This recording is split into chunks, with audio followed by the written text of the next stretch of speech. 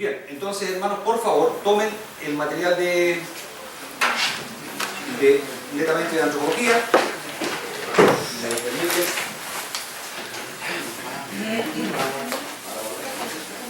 Me mandé a Santiago ayer con los 30 grados que había. Ahora me encuentro caluroso. Bueno.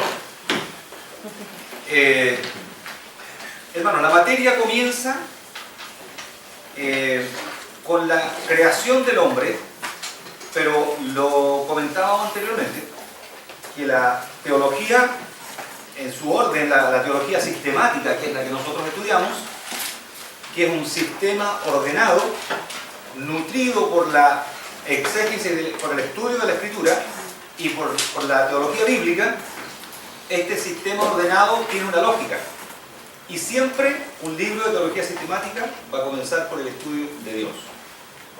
El primer capítulo va a ser Dios, las características de Dios, todo lo que Dios ha revelado de Él. No pensemos que estamos estudiando todo el ser de Dios. Es lo que Dios ha revelado de sí mismo. No es todo lo que Dios es lo que Dios ha querido revelar de sí mismo. Entonces, después de esto comienzan también continúan los tratados de teología sistemática con el estudio de la creación de Dios. Ahí abarca la creación de los seres espirituales, lo físico, la creación material, y por supuesto ahí entra también la creación del hombre. Entonces, por esto que aquí hay un pequeño resumen al principio, donde le dice explicación y base bíblica. Los capítulos previos han considerado la naturaleza de Dios y su creación del universo.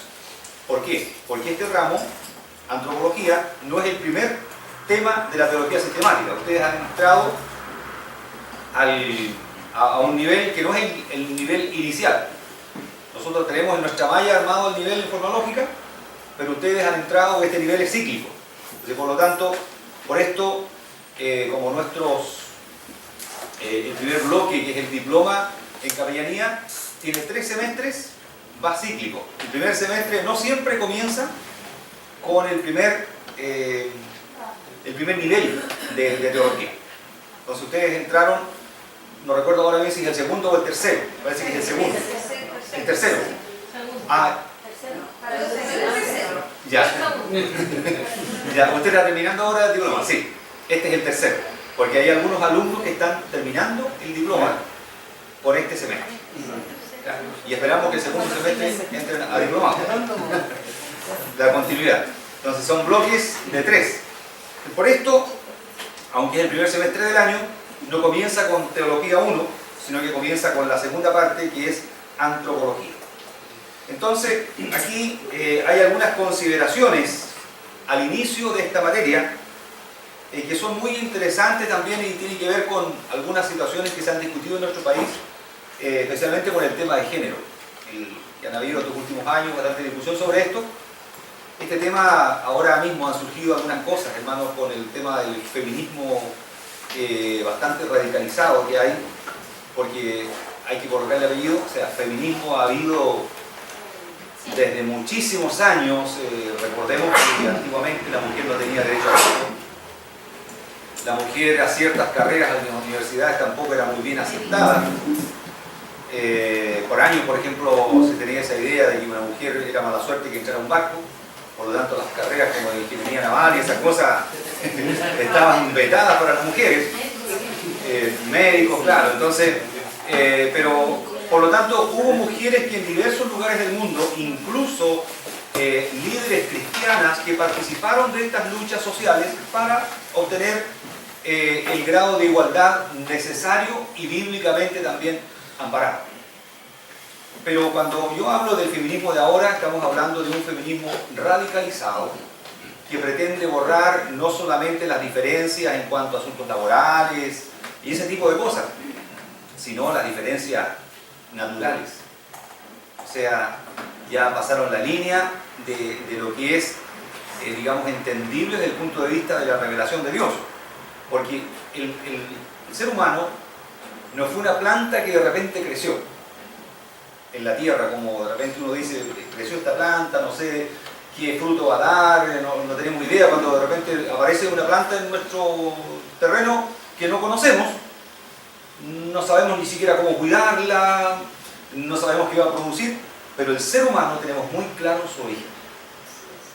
su origen, su fundamento, sus propósitos. Entonces, no es que el hombre esté en la tierra para escoger cómo vivir así con absoluta libertad. Hay ciertas cosas que Dios ya determinó en nosotros cuando nos creó hombre o creó mujer. Entonces, aquí la creación de los seres humanos como hombre y mujer, para que fueran más como Él que todo lo demás que hizo. Entonces, en la creación hay una característica cuando Dios creó al ser humano, que todo lo que Dios creó, lo creó así como externo a Él, como que no tenía mucha relación directa y personal con Dios. Pero cuando creó al ser humano, al hombre, lo creó a imagen de Él. Quería que esta parte, esta creación de Él, sea un reflejo mucho más personal de lo que Él es. O sea, nosotros podemos encontrar belleza en las montañas, en toda la creación, en el universo, en las estrellas, en los planetas, en el orden, todo eso. Pero donde más encontramos imagen de Dios es en el ser humano, hombre o mujer. Entonces no es fácil entender esto. Por eso que el ser humano tiene en su esencia cosas que podemos determinar como o catalogar como verdaderamente misteriosas, porque tienen que ver con la naturaleza de Dios, que lo hacen diferente a todos los otros aspectos de la creación. Ahí también nosotros, los cristianos, creyentes en la revelación de Dios, podemos discrepar también un poco con algunos movimientos ecológicos que también se han radicalizado. Nosotros creemos que la creación hay que respetarla, hay que cuidarla porque es creación de Dios. No se puede matar un animal por deporte, por querer hacerlo nomás, ¿entienden? Antiguamente aquí en esta zona se hicieron, hermanos, unas atrocidades ecológicas. ¿Ustedes saben cómo se limpiaron estos campos para la agricultura? Con fuego. Fuego. Claro, o sea, hoy día, ¿cuánto cuesta la leña de ulmo? Y en ese tiempo simplemente se quemaba porque había que promover la agricultura. Pudo haber sido de otra manera también. O sea, Dios hizo una creación tan grande que pudo haberse dedicado a otra cosa o haberse hecho una explotación de otra manera, pero el ser humano no siempre tenía todos los conocimientos. En Europa se hicieron muchas cosas también y hoy día el ser humano también ha crecido un poco en esto. Por lo tanto, hay varios movimientos ecológicos que han planteado cosas bastante buenas, interesantes para cuidar el planeta. Ahora entendemos que cuando uno hace un fuego y contamina aquí, esa contaminación, uno dice, bueno, vamos a airear un poco esto, el humo se va a ir, pero el humo no se va, o sea, queda encerrado en lo que es nuestra creación. Antiguamente no se tenía conciencia de eso, hoy día se tiene en base a muchos estudios que se han hecho desde el punto de vista de la ecología, del cuidado del planeta. Entonces, con eso estamos de acuerdo, pero no podemos estar de acuerdo en que toda la creación es así, pareja. Nosotros creemos que el ser humano, el hombre, es una creación especial de Dios. Porque eso lo dice la Biblia, o sea, no lo dice ningún estudio ecológico. Porque a fin de cuentas, el ser humano cuando nace es una de las criaturas más débiles. Ustedes ven, todos los demás animalitos, cuando nacen, los mamíferos, a las poquitas horas ya caminan, buscan su alimento, y el ser humano nació, usted lo deje ahí, se muere. Por lo tanto, como que no es muy apto para la vida. Pero Dios lo creó, por eso que Dios no creó los seres humanos que nazcan como plantas. La idea es que siempre hay adultos responsables de esas vidas, porque eso es lo que esa vida necesita, porque es una vida especial. Entonces hay muchos grupos que hoy día a veces defienden más a los animales que a los niños desnutridos o que las personas o los países que están pasando hambre. Entonces hay que tener equilibrio en esto. Nosotros tampoco, hermanos, como cristianos, y esto conviene decirlo en muchos temas que se están discutiendo ahora a nivel social, no conviene que nosotros tengamos opiniones que se presten solamente para polémica. Porque nosotros no vamos a cambiar la mentalidad de la gente.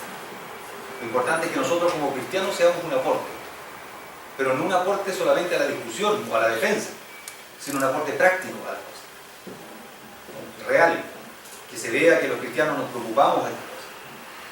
Un asunto ecológico, la limpieza hoy día, la limpieza de basura.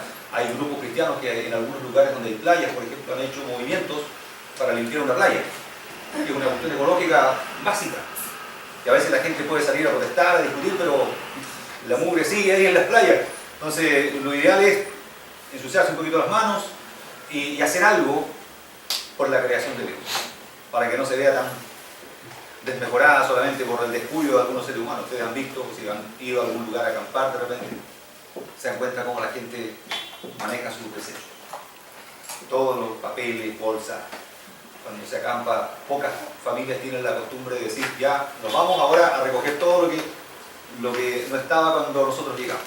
Entonces son cosas que los movimientos a veces pasan por alto y los cristianos nosotros debemos también tener conciencia.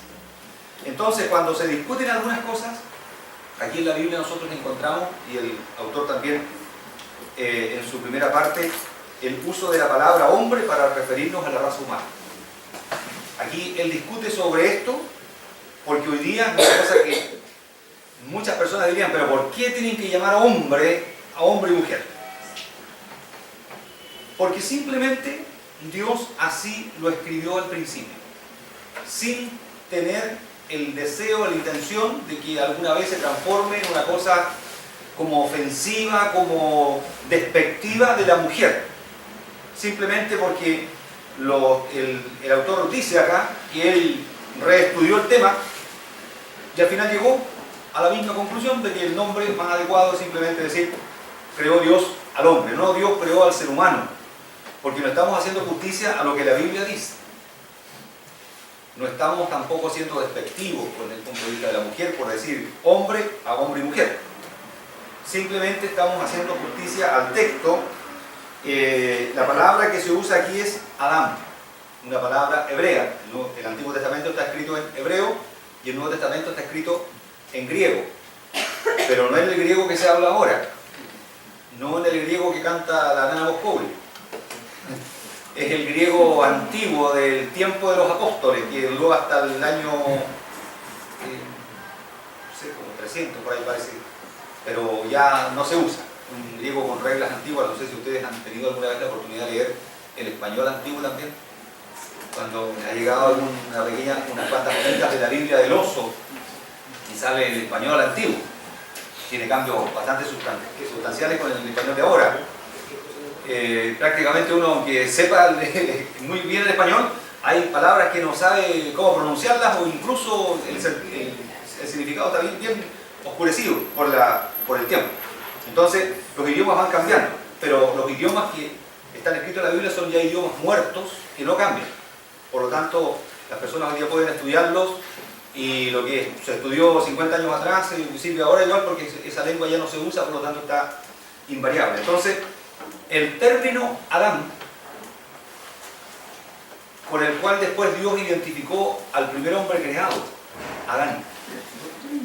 Entonces, de ahí viene la raíz para que nosotros podamos llamar hombre a lo que Dios creó, a su creación más alta, cuando lo creó al principio, y Dios se estaba refiriendo a la creación del hombre y de la mujer. Hagamos al hombre a nuestra imagen y semejanza, y dice que luego varón y hembra los creó. Entonces, el segundo párrafo dice, después de considerar esta sugerencia, decidí seguir usando la palabra hombre, así como otros de estos términos, para referirme a la raza humana en este libro, porque tal uso tiene garantía divina en Génesis 5, y porque pienso que hay en juego una cuestión teológica. En Génesis 5, 1 y 2, por favor, alguien que rápidamente lo busque, tenga a mano lo que dice al principio de la escritura.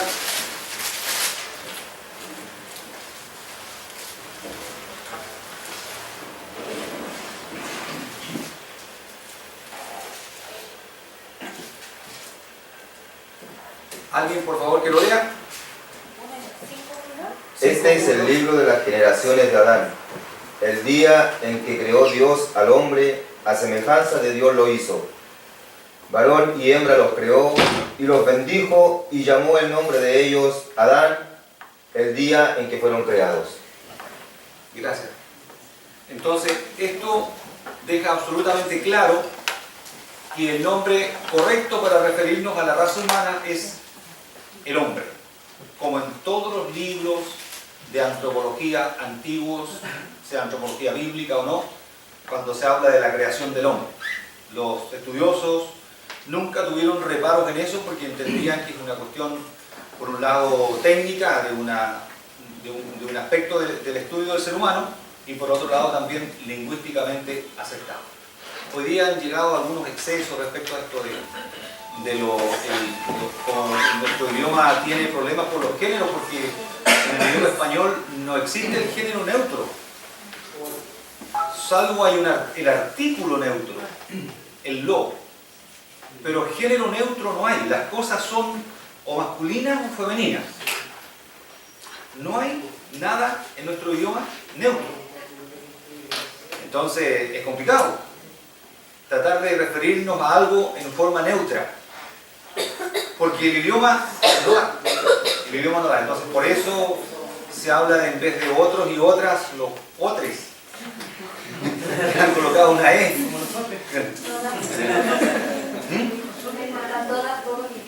Claro, claro. Entonces le han tratado de inventar algo que no suena ni se ve bonito, y el idioma es algo que tiene que respetar también este aspecto de que suene bonito o se vea bonito. Perdón, una acotación. Sí. Conversaba con una persona que es autista, que es patrona, ¿Ya? que dijo que en su universidad cuando estudió le pasaron antropología. El hombre lo llamaban como humanidad. Claro, sí. Humanidad. Claro, Dios creó la humanidad. Sí, eso es algo también que el teólogo acá también se refiere, como una de las variantes que se usan para no tratar de no identificarlo con el varón nomás. Claro. Pero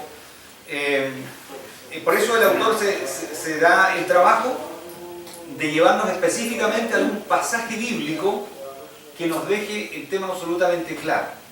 Pero hermanos, teniendo entendido que también tenemos que hacernos cargo nosotros como iglesia evangélica, que en muchos lugares el machismo que no es bíblico también impera. O sea, hay personas dentro del ambiente cristiano que han usado la Biblia para conductas machistas, para abusos, pensando que el hombre tiene una autoridad de la mujer como un objeto. Y tratando, porque siempre está el tema de los énfasis, como una palabra cuando tiene acento o no tiene acento. Puede sonar muy distinto. Entonces la misma palabra, si uno le cambia el acento, suena muy diferente. Entonces hay algunos pasajes bíblicos que hablan de la autoridad del hombre y la mujer. Por ejemplo, hoy día cuando se hace una ceremonia matrimonial y un pastor tiene que leer, como dice la Biblia, que la mujer debe estar sujeta al varón, en Efesios por ahí. Entonces por ahí como hay asistencia en los matrimonios generalmente de personas de todos los colores religiosos, uno puede ver que de repente algunos se ponen un poquito incómodos con algunas partes de la Biblia. ¿Por qué? Porque a veces se han interpretado en la iglesia, en el mundo evangélico, con un desequilibrio y un énfasis tan marcado, no por la cultura bíblica, sino por la cultura machista que viene de nuestros ancestros. De nuestros ancestros. Porque nuestras culturas ancestrales eran machistas. Uno puede ver a lo largo de todo, hacia el norte de nuestro país también, las culturas del norte, las culturas andinas, son unas culturas ordenadas como familia estructurada totalmente machista. Entonces nosotros como creyentes a veces hemos fallado cuando una persona se ha convertido en un discipulado que haga que el hombre mire a la mujer en forma distinta. Pero a veces se han seguido patrones ancestrales y se han tratado de reforzar con énfasis que no son muy digamos, equilibrados con el tema de la palabra de Dios, porque cuando Dios le habla en el Nuevo Testamento, estoy hablando del Antiguo Testamento, en el Nuevo Testamento, al hombre acerca del trato con la mujer, dice que debe amarla. ¿Pero cómo? Como Cristo amó a la iglesia. Entonces, podemos hacer una encuesta. Entre todas las mujeres casadas, ¿cuál de ellas se siente amada como la iglesia, amada así como Cristo amó a la iglesia? Que Dios la bendiga. Entonces, Cristo con la iglesia siempre se ha comportado en forma invariable. Invariable. Entonces, el trato del hombre hacia la mujer, del esposo cristiano a la mujer, no puede decir que es tan perfecto como Cristo. ¿Entienden? No puede ser, porque los seres humanos somos imperfectos. Entonces, cuando se dice que la mujer esté sometida al varón, pero en ese contexto, en el contexto del amor, de la protección... Dice en amor. Claro, claro. Se sujeta no en sometimiento. En disciplina, claro, no en un ordenamiento estructural, sino en el amor de Cristo. Entonces, por lo tanto, cuando el hombre le dice a la mujer que tiene que someterse, porque yo eso lo he escuchado y esa actitud está en algunos varones, no, que tú eres mi esposa y tienes que someterte. La esposa le puede decir, bueno, tú tienes que amarme como Cristo. Y quedaría en una discusión que no terminaría, porque empezarían a sacarse los errores, los detalles en los cuales ambos han fallado.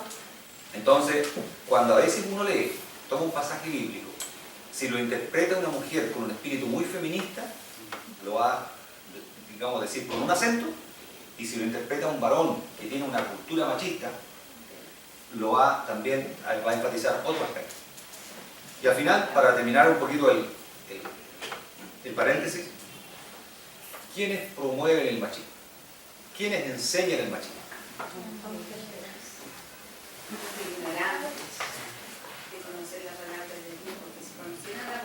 No, pero a nivel de la cultura, fuera de la Biblia. La mujer. Nuestras madres, que fueron enseñadas de esa manera. Entonces, por lo tanto, hoy día hay un tema de discusión generacional, cultural, que tiene que darse dentro de un ambiente de la atmósfera cristiana.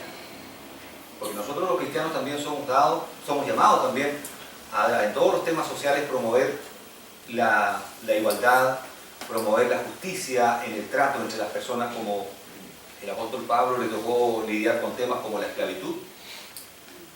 Entonces, Pablo tuvo que tratarlo así como con una sensibilidad muy especial para no crear un Espartaco dentro de la iglesia, un esclavo rebelde que levanta a todos los otros. Pero Pablo le quitó el aguijón a la esclavitud cuando habló de que el amo tiene que mirar que el esclavo es tan hijo de Dios como él, no como los esclavistas que había en tiempos en la última época, en la cual, cuando ya se luchó contra la esclavitud para erradicarla, había cristianos esclavistas que el domingo cantaban a Dios en la iglesia y del día lunes al sábado vendían esclavos porque consideraban que esas personas eran inferiores. Porque como ellos eran blanquitos y los esclavos eran negros, entonces ellos tenían la idea de que por el color se va disminuyendo la calidad o el valor de la persona. Entonces, en esas iglesias se amparaba el esclavismo. No se estaba haciendo justicia a lo que el apóstol Pablo decía. Porque si esos hermanos hubieran leído bien, con cuidado al apóstol Pablo, habrían tenido una actitud muy distinta. Entonces, muchas generaciones nuestras, muchos problemas sociales ha habido por una mala interpretación o un descuido en las iglesias por aplicar, como dice el apóstol Pablo, todo el consejo de Dios. Entonces, cuando nosotros estudiamos antropología cristiana, bíblica, tenemos que llevar la aplicación de esto a las situaciones sociales que se están viviendo hoy día. Si no, ¿para qué estudiamos? Si estudiamos para saber más nomás. es un ejercicio que podríamos evitarlo, para evitarnos sufrimiento de estudiar y carga. Entonces tenemos que nosotros aquilatar las cosas, darles el valor adecuado y decir, bueno, ¿cómo puedo aplicar yo esto a mi contexto? Entonces, hermanos, cuando estudiamos la antropología y hablamos del principio de la creación del hombre, ¿esto nos sirve para qué? Para revisar nuestro concepto de ser humano que tenemos, porque cada cierto tiempo conviene que nosotros revisemos nuestras creencias. No en base a nuestra mente, sino en base a la Escritura. Porque así como las naves, que cuando van viajando con una meta, pueden llegar a un puerto, la persona que va al timón puede decir, ya, voy a colocar la nave aquí derechita hacia el punto tanto, marcó la brújula, marcó el compás ahí y orientó el barco en los grados precisos que tenía que ir. Pero el timonel sabe que hay cosas que influyen en la dirección de un barco. ¿Qué cosas influyen y pueden desviar un barco? ¿Vientos? Las corrientes, claro. Los vientos, aunque los barcos no naveguen a vela, pero igual los vientos pueden desviarlo, y las corrientes. Entonces también nuestra interpretación bíblica a veces no nos damos cuenta que las corrientes que se dan en el mundo pueden estarnos influenciando. Es por esto que nosotros, hay algunas cosas que nosotros las declaramos así, pero de forma bien explícita, bien abierta. Otras cosas respetamos lo que cada iglesia plantea. Pero por ejemplo, en cuanto al tema del aborto, sabemos que hay iglesias en Chile que el domingo también alaban al Señor y cantan y todo esto, pero pueden salir después, dentro de la semana, a hacer un apoyo a una marcha pro aborto. Hay cristianos que compatibilizan, no sé cómo, pero lo hacen. Hay ejercicios que las personas pueden hacer, que no todos pueden hacer, y compatibilizan la fe cristiana con el apoyo a un aborto libre. Entonces, hay cosas en las cuales nosotros decimos, no, hermano, o sea, si su iglesia enseña eso, discúlpenos, pero con eso no podemos estar de acuerdo. Hay otras cosas donde hay libertad para que cada uno lo haga de una manera u otra. Y cualquiera sea el momento, hermano, en que ustedes también, en nuestro instituto, sientan que hay alguna práctica en su iglesia que ha sido quizás mirada o algún estudio de la Escritura ha dicho, caramba, no me siento muy cómodo con esto, tenga la libertad en algún momento de conversar con un profesor y preguntarle o aclararle el punto para que pueda llegarse a un buen término. No, ustedes no queden así con algo negativo. De repente, si les parece que el instituto, alguna enseñanza, algún profesor ha sido como despectiva hacia alguna práctica de ustedes, tienen la libertad de decirlo. Porque si son cosas que no tienen una importancia teológica fundamental, las iglesias tienen libertad para poder hacerlo. Pero aquí el teólogo nos dice que en esta cosa de llamar hombre, mujer, llamarle humanidad o buscarle otros términos, está en juego algo teológico, o sea, algo del estudio de la revelación de Dios. Cuando dice algo teológico, no estamos pensando en algo técnico, así por arriba, intelectual, académico. Se está refiriendo al respeto con el cual hay que mirar la Escritura, que también es algo técnico, porque tiene que ver con lo que se interpretó, y más que lo que se interpretó, lo que Dios reveló en forma totalmente explícita, como dice aquí esos versículos que se leyeron, Génesis 5, 1 y 2, o sea, el Señor lo dijo, pero y lo subrayó, porque también eso es una cosa que había dicho antes, y después se repite en el Nuevo Testamento también. El Señor, cuando le preguntan sobre el divorcio, hace todo un mensaje sobre el matrimonio y sobre la creación del hombre al principio. El Señor dice, al principio no fue así. Entonces está llevando las cosas al momento de la creación, el origen de las cosas.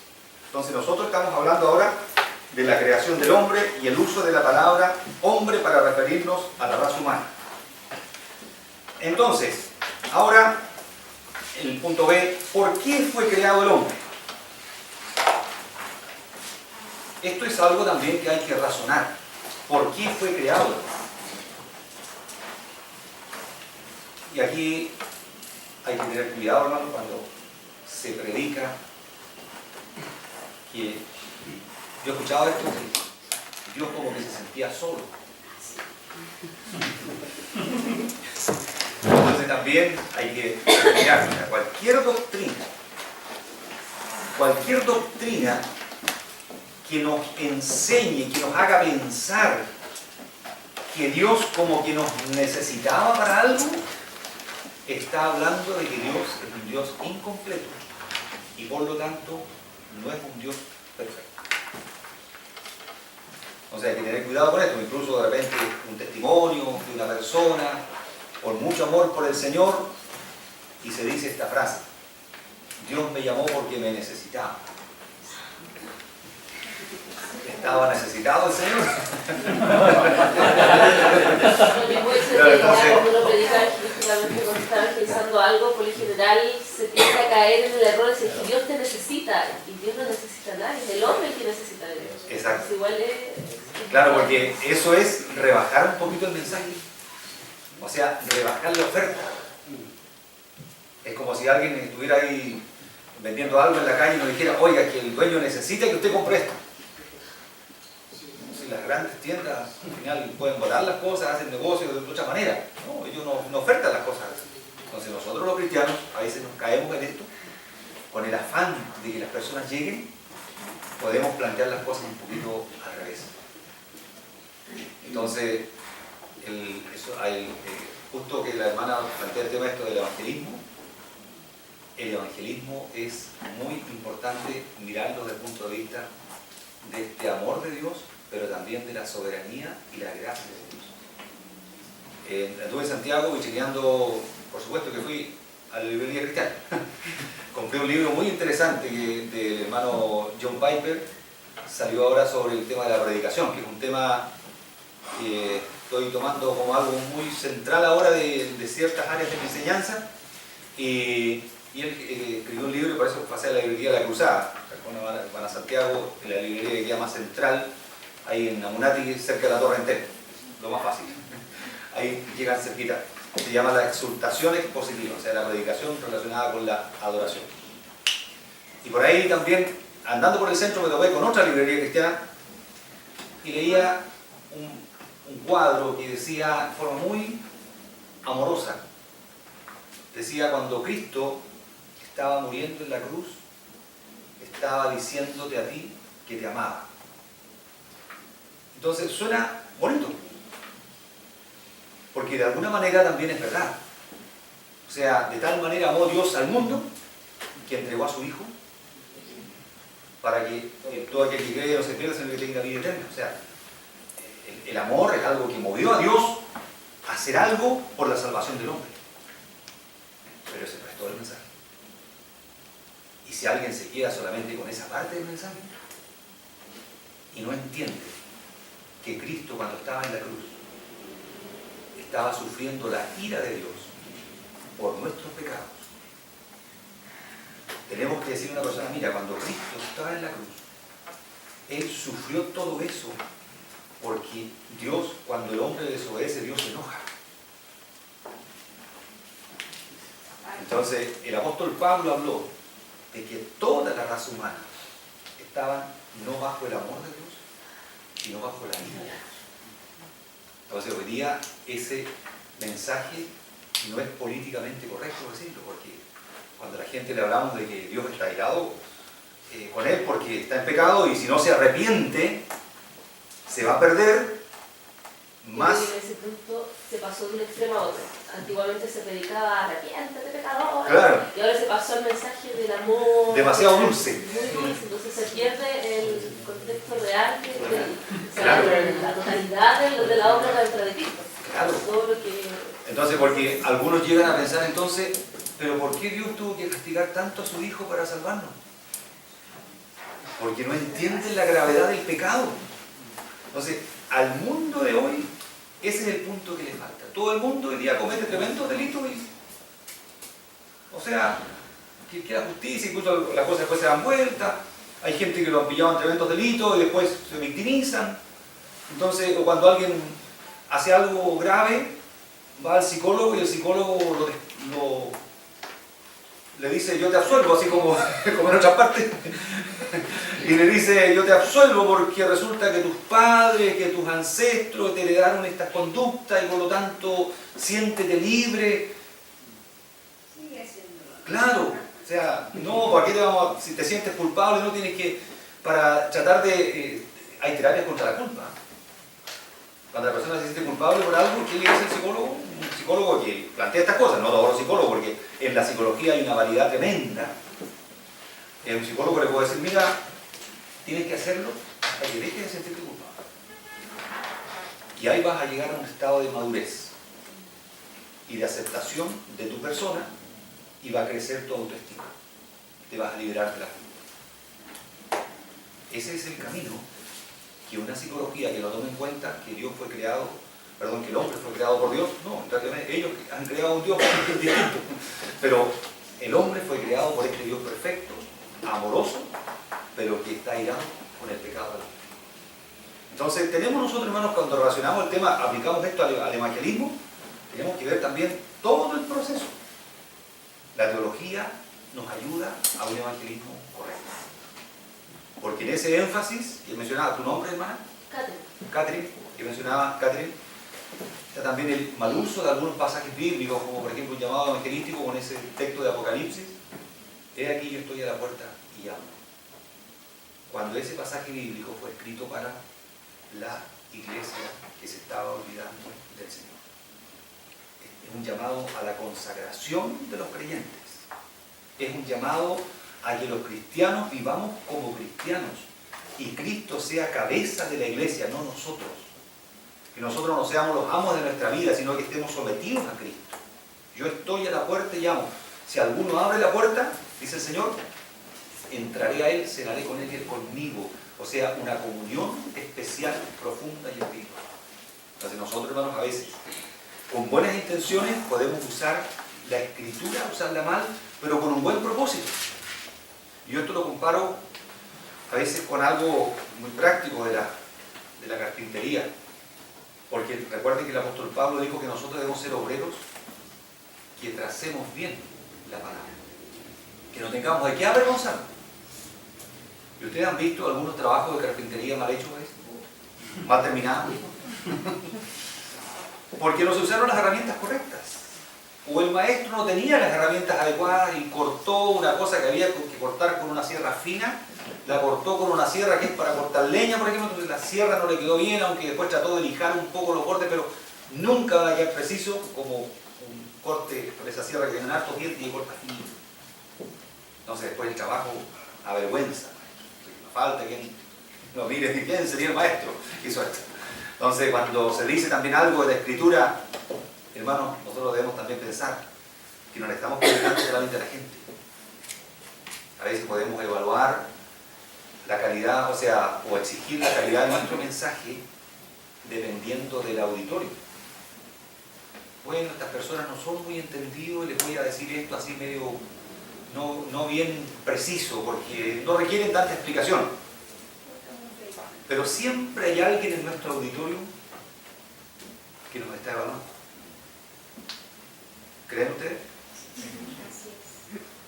El autor de la escritura siempre está presente. Y eso es lo más complicado. Hablar de un libro cuando el autor está presente, o sea que nos limitaría, si nos llaman a dar un mensaje sobre tal libro y vemos, el autor está presente ahí. ¿Con qué cuidado y con qué precisión hablaríamos? Los hermanos, a veces nos extralimitamos en algunas cosas y nos olvidamos de que el autor siempre está presente. Por eso que es buena la teología, para eso, para hacernos más precisos. No solamente con buenas intenciones, sino con precisiones basadas en la palabra del Señor. Entonces, ¿por qué fue creado el hombre? Esa es la pregunta. En esa pregunta estamos. Dios no tenía que crear al hombre, sin embargo nos creó, ¿para qué? Para su gloria. Esto es algo que mucha gente hoy día discute, la gente atea. ¿Por qué Dios tenía que crear todo para Él nomás? La respuesta es porque es Dios. Porque es Dios, o sea, no es un ser igual a nosotros, no es que Dios tenga que pedirnos permiso para algo, discutirnos. Para no quedarme con la palabra nomás propia, Sí. es que lo que usted estaba diciendo, que a veces ocurre, yo diría que más frecuentemente, que uno repite, sobre todo las personas que no nacimos dentro del Evangelio, sino que después conocimos a Cristo, que vamos aprendiendo de lo que ya sea el pastor o los hermanos van predicando. Exacto. Y si lo ha aprendido mal, vamos cometiendo las mismas equivocaciones, porque no se ha aprendido bien. Entonces yo creo que eso es muy importante, lo que usted acaba de decir, que el estudio de la teología, el estudio de la Biblia, propiamente tal, es necesario. Claro. Porque es la única forma que nosotros podemos realmente realizar una buena predicación o entregar la palabra del Señor. Porque si no, siempre lo vamos a aprender o lo vamos a repetir como lo ha dicho el hermano. Y si el hermano lleva 30 o 40 años en el Evangelio, para uno que ha llegado a veces nuevito, pues uno dice, el hermano sabe, tiene toda esa experiencia de tantos años. Y yo descubrí, porque un día empezó a darme la inquietud, yo decía, escuchaba siempre un hermano, decía, y en tal texto lo nombraba, decía, la escritura dice, por dar un ejemplo, no sé, pues, Salmo 3, y él daba la cita bíblica. Y yo dije, empecé a buscarlo, y no decía nada de eso. Entonces, me dio a entender de que cada vez que un hermano se para en el púlpito y dice, cita la escritura, lo busco. Pero también cuesta ir donde el hermano y decirle, ¿sabe, hermano? En la cita que usted dijo, no dice eso. Claro. ¿Me entiende? Puede que se haya equivocado por algo. Por eso el apóstol Pablo dice, examinadlo todo y retener lo bueno. Y aquí quiero agregar también un par de cosas antes de dar la palabra a otro hermano. Este tema, hermanos, de la enseñanza es un tema de mucha responsabilidad. Incluso cuando en la iglesia se enseña a los niños, a veces se busca una persona que recién está llegando a la iglesia, que todavía no tiene mucho conocimiento, mucha base, entonces puede que a los niños les esté dando de lo mejor que sabe, pero de lo que sabe de fuera. Entonces, una vez leía esto que dice, los errores de los abogados, ¿dónde se van? A la cárcel. Cuando un abogado se equivoca defendiendo a alguien, esa persona va a ir a la cárcel. Quizás el abogado pudo haberlo defendido mejor, haber dicho mejores cosas, pero si se equivocó, puede ir a la cárcel. Los errores de los médicos, ¿dónde van? Pero los errores de los maestros se repiten y se repiten y se repiten, no mueren, ni quedan encerrados. Cuando nosotros decimos algo que no está correcto, no está preciso, se multiplica por todas las personas que lo escucharon y no examinaron todo. No lo examinaron bien y pasó, y lo repitieron y siguieron repitiendo. Entonces debemos tener muchísimo cuidado con esto. Y lo otro es que hay algunas iglesias que dicen, nosotros aquí no tenemos discipulado, no hacemos discipulado. Bueno, todas las iglesias hacen discipulado, formal o informal. El formal es cuando el pastor toma el trabajo o decirle a algún hermano que conoce algo de la escritura para que enseñe a tales personas. Es un discipulado formal. Usted, hermano, debe instruir a estos hermanos en estas cosas, en la palabra de Dios. Pero el discipulado informal es lo que el discípulo llega y empieza a escuchar, empieza a ver cómo se sientan los hermanos, cómo oran los hermanos en el culto, qué reverencias tienen en la iglesia. Todo lo aprende igual, pero de manera informal. Entonces, es muy necesario que las iglesias tomemos en serio esto si queremos transmitir el verdadero evangelio. Hace el año 2000 hubo en Ámsterdam un encuentro de más o menos 10.000 pastores y evangelistas, porque el evangelista Billy Graham estaba concluyendo ya su ministerio, sus últimos años. Incluso él no pudo, por asuntos de salud, y no pudo estar presente en ese Ámsterdam el año 2000, estuvo presente en otros. Y había una preocupación de los pastores africanos. Recuerdo que fuimos varios pastores de Chile, bueno, un grupo 30 y tantos.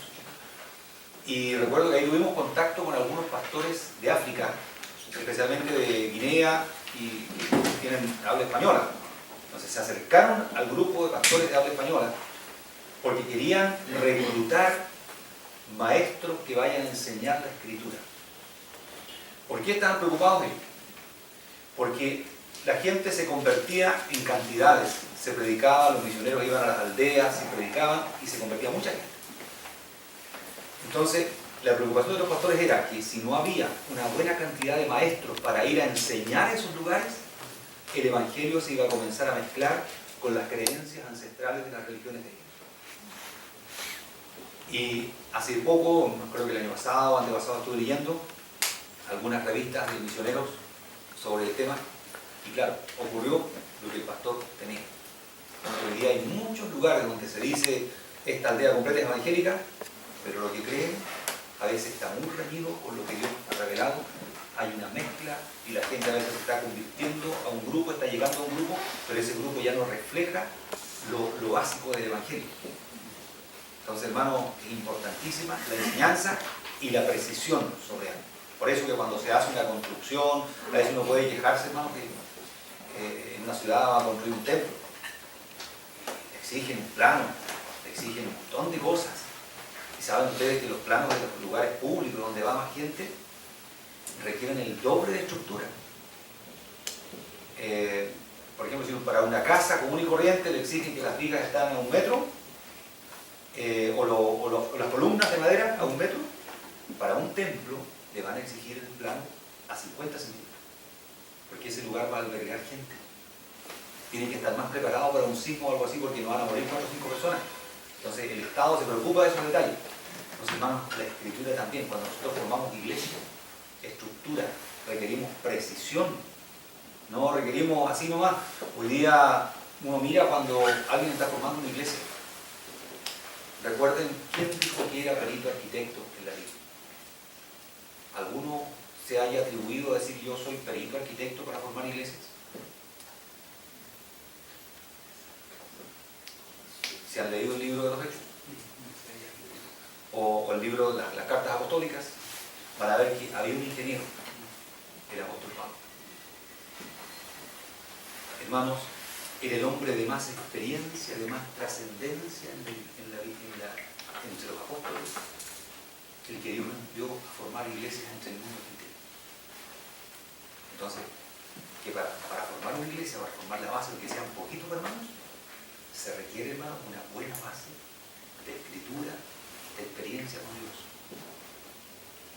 Se requiere, hermanos, no años en el Evangelio, porque a veces una persona dice, yo tengo tantos años en el Evangelio, pero como un pastor una vez decía, este hermano está repitiendo el primer año nomás.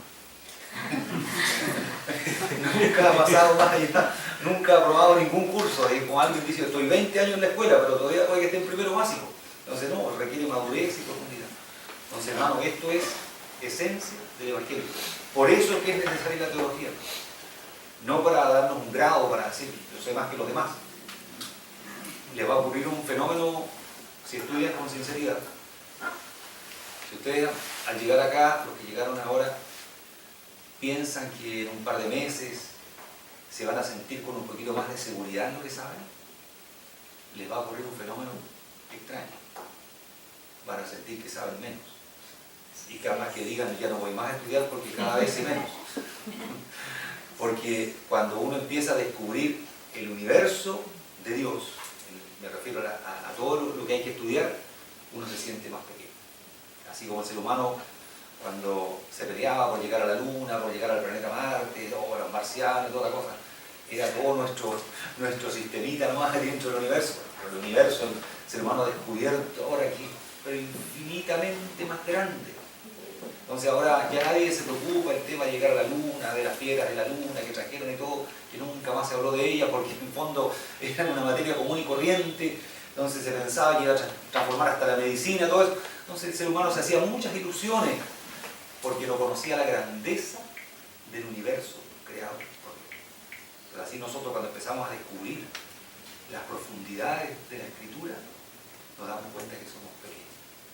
Y eso nos transforma en personas aptas para poder enseñar a otros.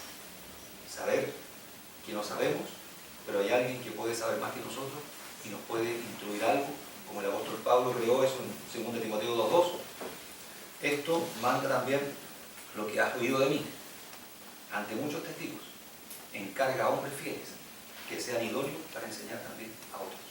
La cadena de la enseñanza. Eso es lo que la iglesia, hermano, necesita reforzar. Ahora estamos repasando. Yo sé que ustedes saben que Dios creó al hombre, porque creen en la Escritura. Pero tenemos que profundizar ahora los propósitos. Y ese propósito central es para la gloria de Dios.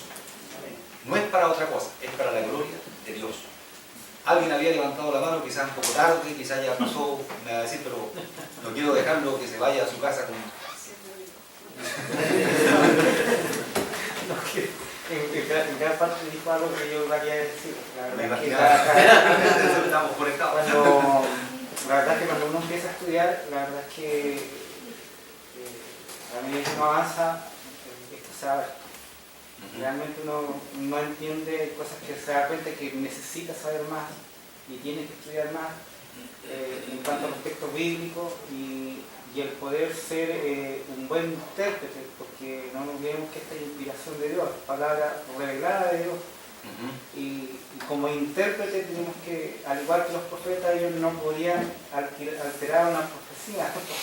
Entonces para nosotros y para todos los que quieran seguir estudiando y anhelen en predicar o anhelen en enseñar, lo ideal siempre es interpretar correctamente los textos de acuerdo a lo que Dios quiso decir. Si eso no está, estamos cometiendo un grave error, podemos estar enseñando mal, como dice, debido a eso van a haber muchas diferencias doctrinales, muchos errores que han causado mucho daño al cristianismo en general.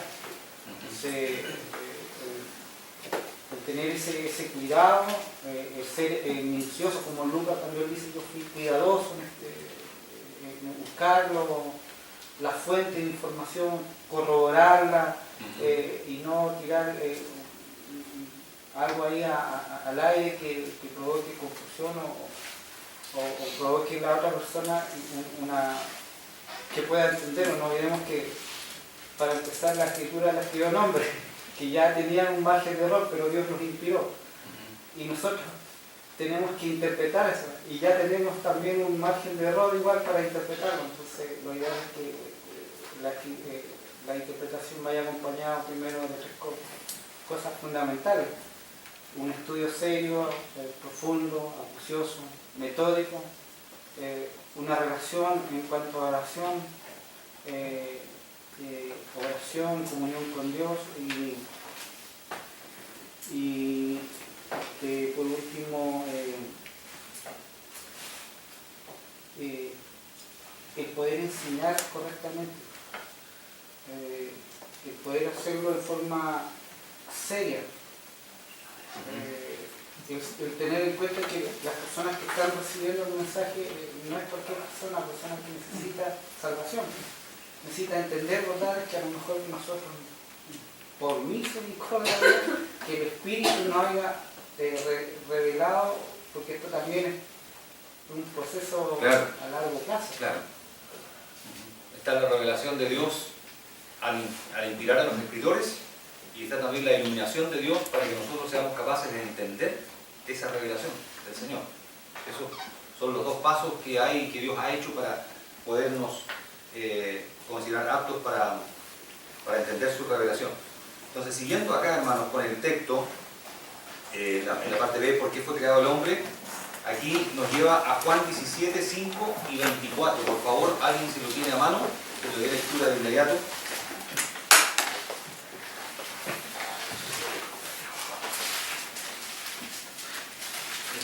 Se queda descansando.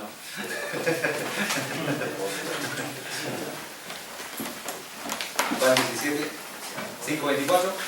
5 y 24. Si alguien lo tiene, léelo, por favor. Un poco fuerte. Ahora pues, Padre, glorifícame tú al lado tuyo, con aquella gloria que tuve contigo antes que el mundo fuese. ¿Y el otro? Sí, el 24. Padre, aquello que me has dado, quiero que donde yo estoy también ellos estén conmigo, para que vean mi gloria que me has dado, porque me has amado desde antes de la fundación del mundo. Hablaba de una comunión interna en Dios, porque recordemos que hablamos, cuando se estudia después teología, la primera parte, la teología del ser de Dios, que Dios existe en tres personas.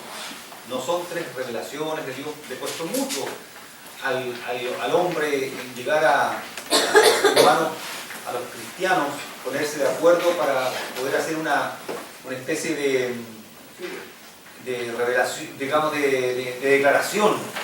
Esto es lo que creemos de Dios. Dios es un Dios que es en tres personas, pero sin pensar que son tres dioses.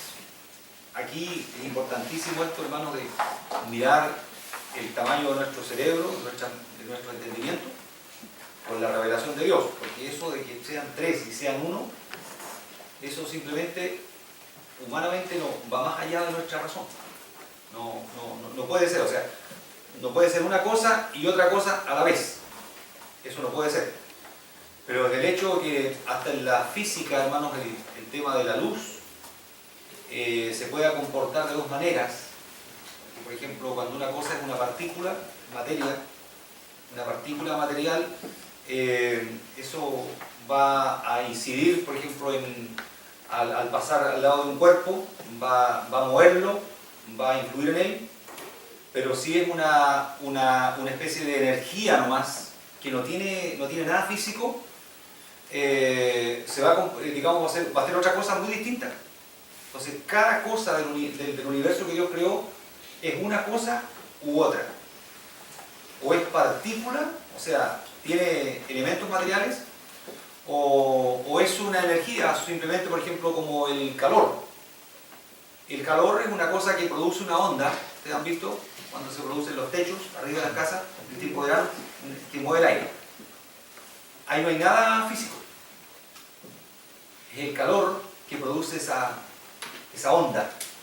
Entonces, esa onda no la podemos nosotros parar, por ejemplo, por algo, porque eso si es calor, esa energía va a pasar para el otro lado y va a seguir igual, porque no es materia que rebote nomás. Pero si es una partícula de algo, por ejemplo, como el humo son partículas, un montón de partículas que van juntitas, chiquititas, pero van juntas. Uno coloca algo ahí, el humo no puede pasar, que es partícula. Pero la luz a veces se comporta como onda y otras veces también se comporta como una partícula. Siendo una sola cosa que Dios creó. Por eso cuando la Biblia dice, y dijo Dios, sea la luz, Dios creó una cosa tan grande, tan misteriosa, que sostiene toda la vida en la tierra.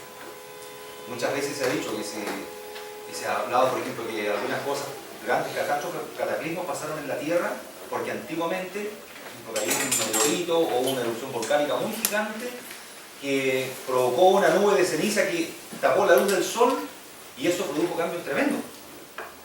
O sea, si variara la energía del sol en la tierra, por ejemplo, si la tierra se alejara un poquito del sol, el mundo se enfriaría, entonces entraríamos en una era glacial tremenda. O si la tierra se acercara un poquito al sol. Pero Dios los creó de forma tan precisa, con la relación tan especial, tan equilibrada, que se produce la vida. Entonces estas cosas, Dios las hace de esta manera. Dios las hace de esta forma. Entonces este Dios que creó todas estas cosas, Él creó todo para gloria de Él. Cuando nosotros miramos a Dios como Dios, como que todo nos cansa. Dios quería glorificarse, Dios quería ser ensalzado en su creación, porque lo que Dios recibe en forma normal es alabanza, porque es Dios. Hermanos, que cuando nosotros queremos recibir alabanza por lo que hacemos, estamos cayendo en una cosa muy grave. Porque ustedes saben quién fue el que quiso recibir alabanza también y después al final fue desechado. Quiso también estar y recibir algo así. ¿Ah? Yo también, porque yo hago cosas. Dios hace cosas grandes, pero yo también hago cositas, o sea, tienen que reconocerme también. Pues. Entonces, ese asunto, hermano, de nosotros entendemos que todo lo hacemos para la gloria de Dios y nuestro nivel de consagración a Dios nos va a transformar en personas felices, haciendo la voluntad de Dios. No importa si recibimos premios, si nos dan diplomas o no, no importa, pero yo lo hago para la gloria de Dios.